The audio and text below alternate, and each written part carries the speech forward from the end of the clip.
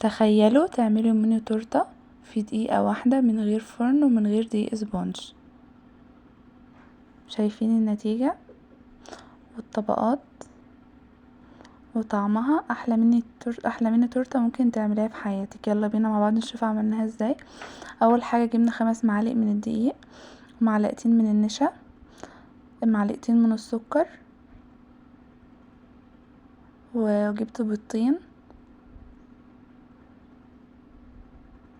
نزلت عليهم بالفانيليا ومعلقه صغيره ومعلقتين من الميه، وبعدين نضربهم. وبعد ما يتجانسوا مع بعض هنزل بمعلقه صغيره من محسن الجل،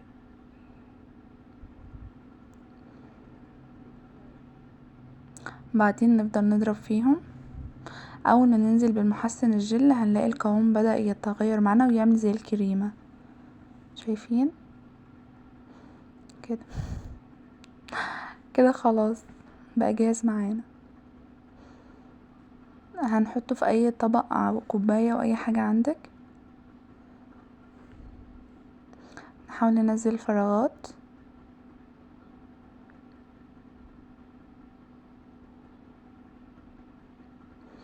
ونحطها في الميكروويف على دقيقتين.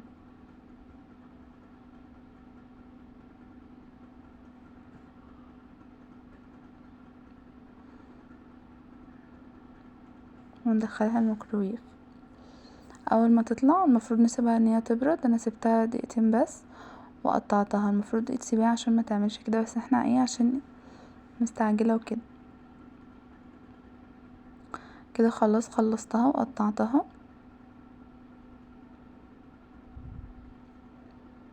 انا كان عندي كريمه جاهزه فزينت بيها. اول حاجه بشربها شربات، بعدين انزل بالكريمه ونفضل بقى نسوي فيها طبقات على السريع. التورتيه كلها مش هتاخد معاكي دقيقتين وهتبقى بتاكلي احلى تورته.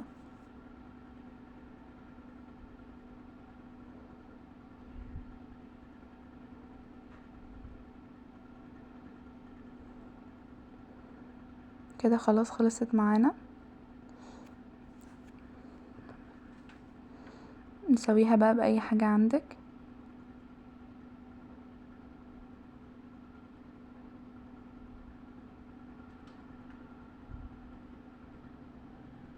وتزينيها برضو باي حاجه عندك.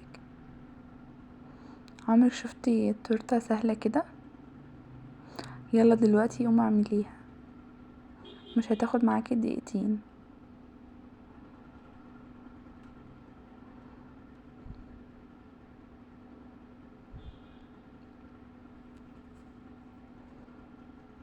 شكلها وطعمها خطير. لو دخل عليكي ضيف في اي وقت تقدري تقومي تجهزيها له ومش هتاخد منك وقت. بتمنى تكون عجبتكم الوصفه. لو عجبتكم الوصفه متنسوش تعملوا لايك وشير. والسلام عليكم ورحمه الله وبركاته.